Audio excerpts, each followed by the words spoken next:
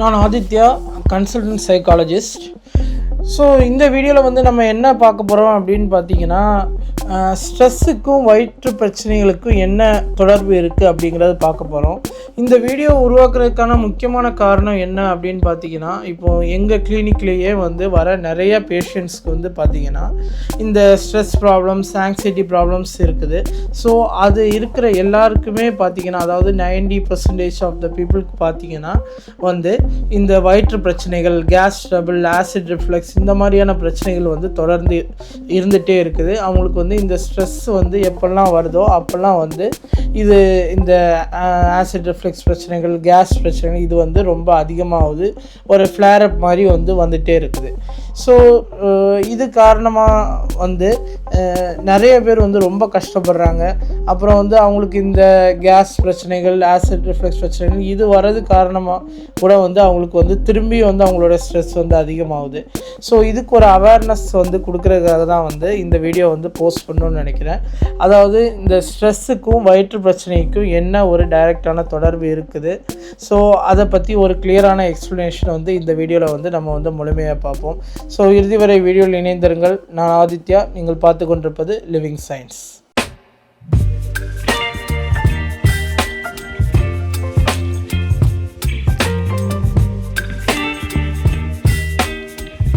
சமீப காலத்தில் வந்து மக்களிடையே வந்து இந்த ஸ்ட்ரெஸ், ஆங்ஸைட்டி இந்த பிரச்சனைகள் வந்து காமனாக இருக்கிற ஒரு விஷயந்தான்.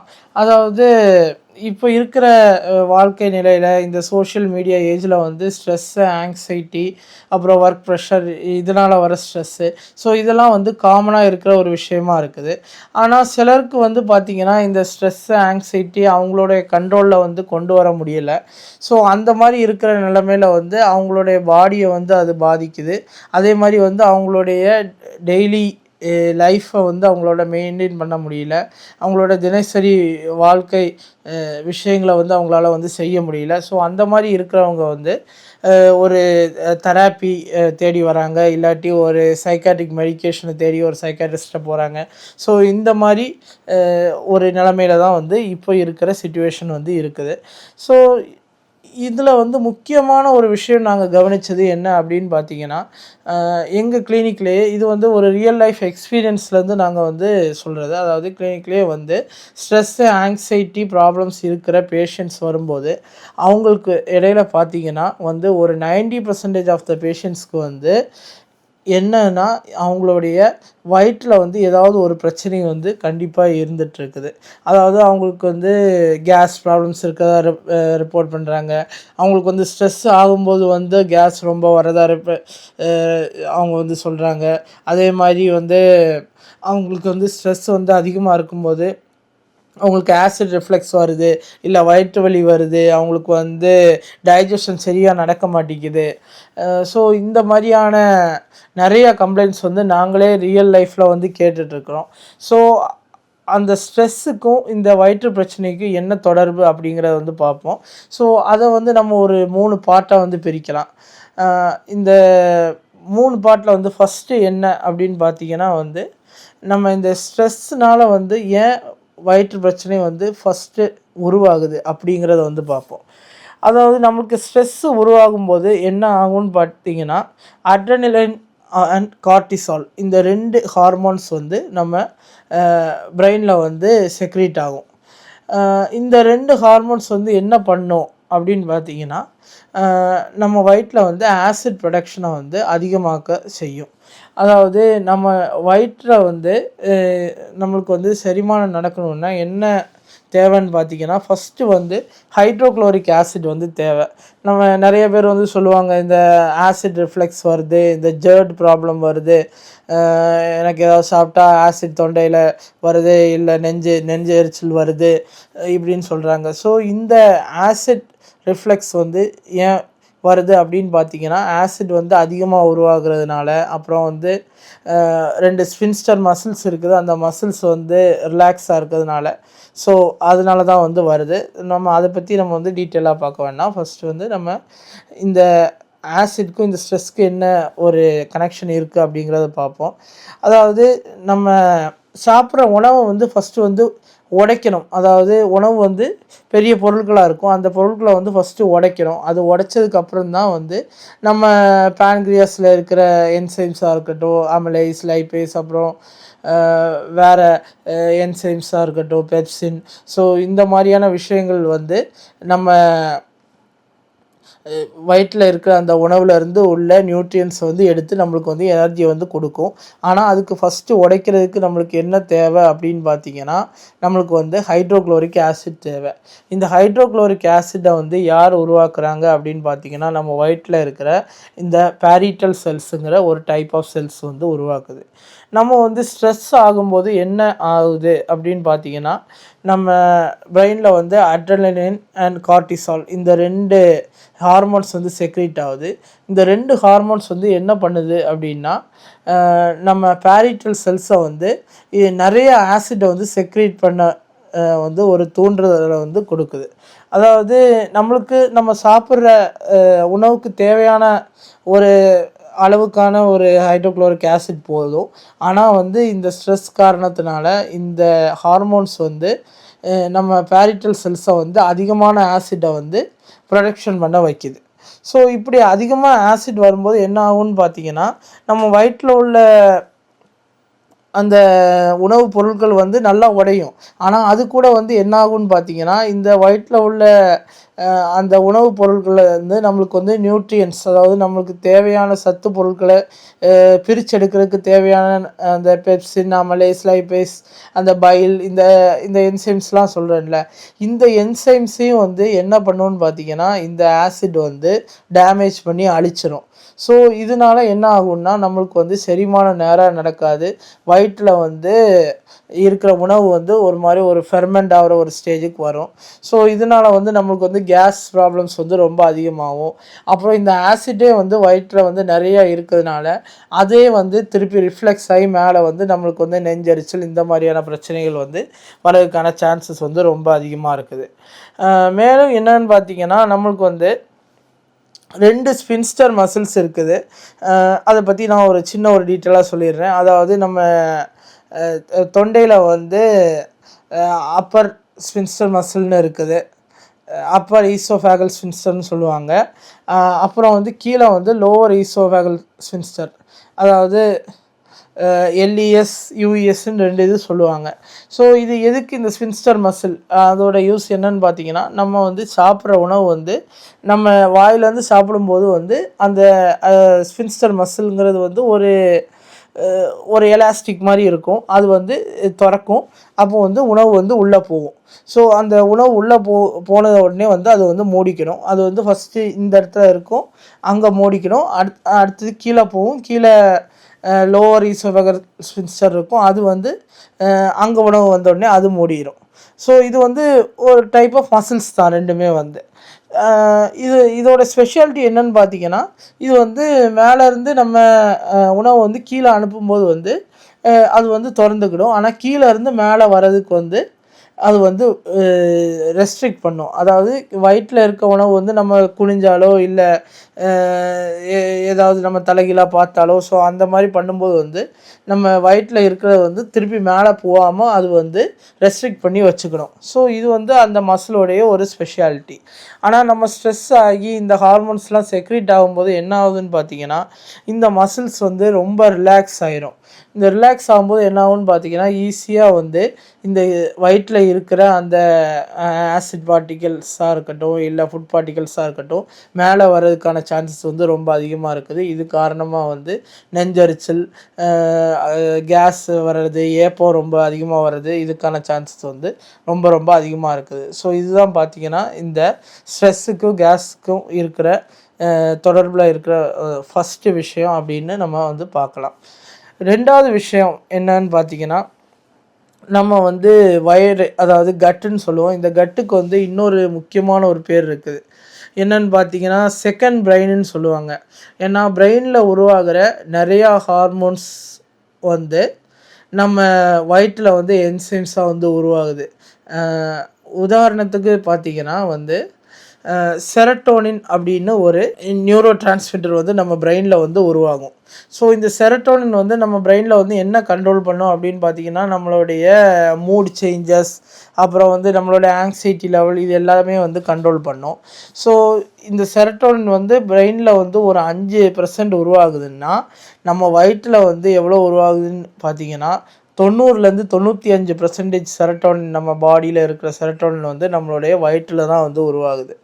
ஸோ இந்த வயிற்றில் உருவாகிற இந்த செரட்டோனின் வந்து என்ன பண்ணுது அப்படின்னு பார்த்தீங்கன்னா, இது வந்து டைரெக்டாக நம்மளுடைய பிரெயினில் இருக்கிற மூடை சேஞ்ச் பண்ணவோ இது பண்ணவோ செய்யாது. இது வந்து நம்ம வயிற்றோடைய மூடை வந்து சேஞ்ச் பண்ணும். இன்னொரு விதமாக நான் ஒரு எக்ஸாம்பிளாக சொல்கிற மாதிரி சொல்கிறேன். அதாவது நம்ம வயிற்றுக்கு வந்து ஒரு கிளாக் இருக்குது, ஒரு பயாலஜிக்கல் கிளாக். அதாவது நம்ம வயிற்றில் வந்து நம்ம குடல் வந்து ஒரு 3 மீட்டருக்கு மேலே இருக்குது. ஸோ அந்த ஒவ்வொரு இடத்துலையும் வந்து உணவு வந்து எவ்வளோ நேரம் தங்கி நின்று போகணும், எவ்வளோ செரிமானம் நடக்கணும், என்னெல்லாம் எவ்வளோ செக்ரீட் ஆகணும், எங்கெல்லாம் வந்து கரெக்டாக வந்து நியூட்ரியன்ஸ் வந்து அப்சர்வ் ஆகணும் அப்படின்னு ஒரு ரேஷியோ வந்து நம்ம வயிற்றுக்குள்ளேயே ஒரு பயாலஜிக்கல் கிளாக் இருக்குது. ஸோ இந்த கிளாக்கை வந்து கண்ட்ரோல் பண்ணுறதுல முக்கியமான ஒரு பங்கு யாருக்குன்னு பார்த்தீங்கன்னா, நம்ம வயிற்றில் உருவாகிற இந்த செரட்டோனின் அப்படிங்கிற இந்த என்சைமுக்கு வந்து ஒரு பங்கு இருக்குது. ஸோ நம்ம ஸ்ட்ரெஸ் ஆகும்போது என்ன ஆகும்னு பார்த்தீங்கன்னா, நம்ம பிரெயினில் இருக்கிற செரட்டோனினுக்கு சேஞ்சஸ் வர்றது மாதிரியே நம்ம வயிற்றில் இருக்கிற செரட்டோனினுக்கும் வந்து சேஞ்சஸ் வந்து நிறையா வந்து உருவாகும். ஸோ இப்படி சேஞ்சஸ் உருவாகிறதுனால நம்ம வயிற்றோட பயாலஜிக்கல் கிளாக் வந்து ஒரு ட்ரமாட்டிக்கான ஒரு டேமேஜை வந்து நேரிடும். இதனால் என்ன ஆகும்னு பார்த்தீங்கன்னா, நம்மளுக்கு வந்து சீக்கிரமாக வந்து வயிற்றில் வந்து உணவு வந்து பாஸ் ஆகி போயிடும். அதாவது நம்ம வயிற்றில் வந்து ஒரு உணவு சாப்பிட்டா 24 மணி நேரம் இல்லை 48 மணி நேரம் அது வந்து குடலில் ட்ராவல் பண்ணி கீழே வந்தால் தான் வந்து நம்மளுக்கு வந்து ஃபுல்லாக செரிமானமாகி நம்மளுடைய அந்த ஸ்டூல், அதாவது மலம்ங்கிறது வந்து நல்ல டைஜஸ்டடான ஒரு விஷயமா வரும். அதே மாதிரி நம்மளுக்கு வந்து நியூட்ரியன்ஸ் வந்து கரெக்டாக கிடைக்கும். ஆனால் நம்ம இந்த பயாலஜிக்கல் கிளாக் வந்து எரர் ஆகுறதுனால என்ன ஆகுதுன்னு பார்த்தீங்கன்னா, நம்மளுக்கு வந்து சீக்கிரமாகவே குடல்ல இருந்து வந்துடும். இதனால் வந்து அப்சார்ப்ஷன் நேரம் நடக்காது. நம்மளுக்கு வந்து சத்துக்கள் வந்து பாடியில் கிடைக்காது. இந்த ஆசிட் ரிஃப்ளெக்ஸ் இந்த மாதிரியான பிரச்சனைகள் வரும். மேலும் வந்து நம்மளுக்கு வந்து இந்த டயரியா, லூஸ் மோஷன் இந்த மாதிரியான பிரச்சனைகள் வர்றதுக்கு வந்து ரொம்ப வாய்ப்புகள் இருக்குது.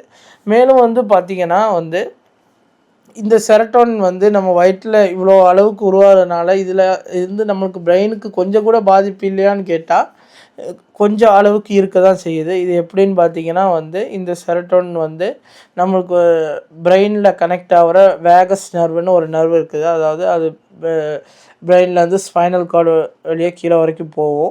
ஸோ இந்த நர்வ் வழியாக இந்த செரட்டோனின் வந்து அஃபெக்ட் பண்ணி நம்ம பிரெயினில் இருக்கிற மூட் சேஞ்சஸ்க்கும் வந்து ஒரு பாதிப்பை வந்து ஏற்படுத்துது. ஸோ இதுதான் வந்து 2வது விஷயம். அதாவது நம்ம வயிறு வந்து ஒரு செகண்ட் பிரெயின்னு சொல்லலாம். இது வந்து கண்டுபிடிக்கப்பட்ட ஒரு விஷயம். ஸோ அந்த செகண்ட் பிரெயினில் இருக்கிற சேஞ்சஸ்னால் நம்ம வாழ்க்கையில் வந்து நிறையா பிரச்சனைகள் வரும். இதனால் நம்ம உண்மையான பிரெயினுக்கு கூட நம்மளுக்கு வந்து மூட் சேஞ்சஸ், ஆங்ஸைட்டி இன்னும் அதிகமாக வரதுக்கான சான்சஸ் கூட இருக்குது. ஸோ இது வந்து திருப்பியும் கூட ஒர்க் பண்ணலாம். ஸோ அந்த மாதிரியான ஒரு மெக்கானிசம் கூட இதில் வந்து இருக்குது. ஸோ நம்ம 2 விஷயங்கள் பார்த்துட்டோம். இது வந்து 3வது விஷயம் வந்து இது வந்து ஒரு புதுசாக ரிசர்ச்சில் இருக்கிற ஒரு விஷயம். இது வந்து ஒரு கடைசி ஒரு 20 வருஷமாக தான் வந்து இந்த டாபிக் வந்து ஒரு ரிசர்ச்சில் இருக்குது. இதை பற்றி ஒரு கிளியரான ஐடியா இன்னுமே வந்து சயின்டிஸ்ட் கிட்ட வந்து கிடைக்கல. அதுதான் என்னன்னு பார்த்தீங்கன்னா கட் பிரைன் ஆக்சிஸ் அப்படின்னு சொல்லுவாங்க. ஸோ கட் பிரைன் ஆக்சிஸ் அப்படின்னா என்னன்னு பார்த்தீங்கன்னா வந்து நம்ம பிரெயினுக்கும் நம்மளுடைய வயிற்றுக்கும் ஒரு இன்டர் கனெக்ஷன், ஒரு லிங்க் இருக்குது. அந்த லிங்கை வந்து இப்போ தான் சமீபத்தில் ஒரு 20 வருஷமாக வந்து ரிசர்ச் பண்ணி கண்டுபிடிச்சிருக்காங்க. இருந்தும் அதோட காம்ப்ளெக்சிட்டியை வந்து இன்னும் சயின்டிஸ்டால் வந்து கரெக்டாக வந்து கண்டுபிடிக்க முடியல. ஸோ இதனால் என்ன பிரச்சனை நம்மளுக்கு வந்துட போகுது அப்படின்னு நீங்கள் கேட்டிங்கன்னா, இது நம்ம வயிற்றில் வந்து ஏற்படுற பிரச்சனையில் வந்து நிறையா ஃபால்ஸ் இன்டர்பிரிட்டேஷன் பிரெயினுக்கு வந்து வருது. இதுக்கு வந்து நான் ஒரு எக்ஸாம்பிள் சொல்கிறேன். அதாவது சிலருக்கு வந்து பார்த்திங்கன்னா வந்து வயிற்றில் வந்து ஒரு புண்ணே இருக்காது. ஆனால் வந்து அவங்களுக்கு வந்து புண்ணு இருக்கிற மாதிரி பிரெயினுக்கு வந்து சிக்னல் போய் அவங்களுக்கு அதனால் வந்து வலி ஏற்படும். நீங்கள் வந்து காரமாக இல்லாத ஒரு விஷயத்த சாப்பிட்ருப்பீங்க, ஆனால் அது வந்து உங்கள் வயிற்றில் போகும்போது அது உங்கள் பிரெயின் வந்து அதை காரம் அப்படின்னு இன்டர்பிரட் பண்ணி, அதாவது காரம் அப்படின்னு நினச்சிட்டு என்ன பண்ணுன்னு பார்த்தீங்கன்னா உங்களுக்கு வந்து அந்த எரியிற ஃபீலிங்கை வந்து ரொம்ப கொடுக்கும்.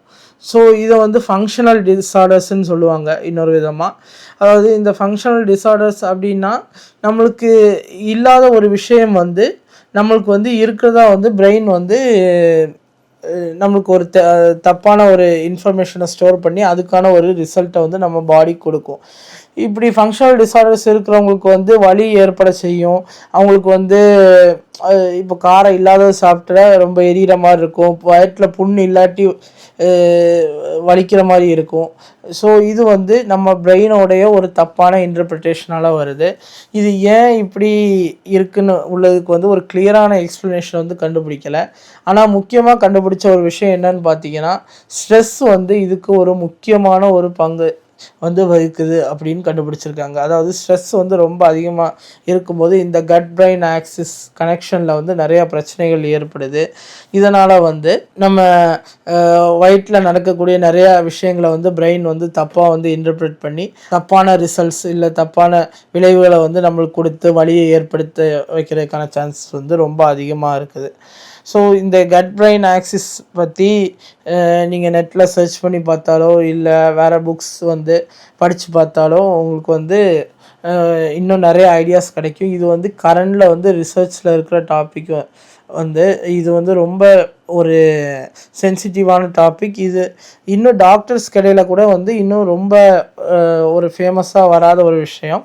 ஆனால் இது வந்து நம்ம வயிற்று பிரச்சனைகளில் வந்து ஒரு முக்கியமான ஒரு பங்கை வகிக்கிற ஒரு விஷயமா இருக்குது. கடைசி 20 வருஷமாக தான் வந்து பார்த்திங்கன்னா இதை பற்றின ரிசர்ச்சஸ் வந்து போயிட்டுருக்குது.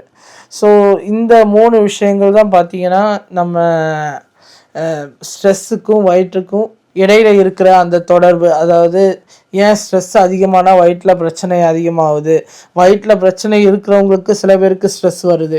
ஸோ இப்படிங்கிற ஒரு காம்பினேஷனுக்கு வந்து ஒரு அர்த்தத்தை வந்து கொடுக்குது. ஸோ இந்த வீடியோ மூலமாக வந்து இந்த ஸ்ட்ரெஸ்னால் உங்களுக்கு வந்து ஏன் வயிற்று பிரச்சனை ஏற்படுது அப்படின்னு ஒரு கிளியரான ஐடியா தெரிஞ்சிருக்கும்னு நினைக்கிறேன். ஸோ முடிஞ்ச அளவுக்கு வந்து ஸ்ட்ரெஸ்ஸை குறைக்க பாருங்கள். ஸ்ட்ரெஸ்ஸை குறைச்சாலே உங்களுக்கான வயிற்று பிரச்சனைகள் வந்து குறையும். ஏன்னா எங்களுடைய ரியல் கிளினிக்கல் எக்ஸ்போஷர்லேயே நாங்கள் நிறைய பேருக்கு வந்து ஸ்ட்ரெஸ்ஸை கண்ட்ரோல் பண்ணதில் அவங்களுக்கு வந்து வயிற்று பிரச்சனைகள் வந்து கம்ப்ளீட்டாக க்யூர் ஆன ரிசல்ட்ஸ் வந்து நாங்கள் பார்த்துருக்குறோம். ஸோ ஸ்ட்ரெஸ்ஸை வந்து நீங்கள் வந்து கம்ப்ளீட்டாக அவாய்ட் பண்ண பாருங்கள். அதுக்கான தேவையான மெடிக்கேஷன்ஸ், தெரப்பி, மெடிடேஷன்ஸ் இந்த மாதிரியான விஷயங்களை வந்து ஃபாலோ பண்ணுங்கள். உங்களுடைய வயிற்று பிரச்சனைகள் வந்து தானாக குறையிறதுக்கான சான்சஸ் வந்து ரொம்ப அதிகமாக இருக்கும். ஸோ இந்த வீடியோ மூலமாக வந்து ஸ்ட்ரெஸ் மற்றும் வயிற்று பிரச்சனை தொடர்பு, அதுக்கான காம்பினேஷன்ஸ் பற்றி உங்களுக்கு ஒரு தெளிவான ஒரு அறிவு கிடச்சிருக்கும் அப்படின்னு நம்புகிறேன். உங்களுக்கு இதை பற்றி ஏதாவது சந்தேகங்கள் இருந்தால் மறக்காமல் வந்து கமெண்ட்ஸில் வந்து தெளிவுபடுத்துங்க. நாங்கள் வந்து அதுக்கு ரிப்ளை பண்ண வந்து சந்தோஷப்படுறோம். ஸோ இறுதி வரை வீடியோவில் இணைந்திருந்ததுக்கு நன்றி. உங்களிடமிருந்து விடைபெறுவது ஆதித்யா. நீங்கள் பார்த்து கொண்டிருப்பது லிவிங் சயின்ஸ்.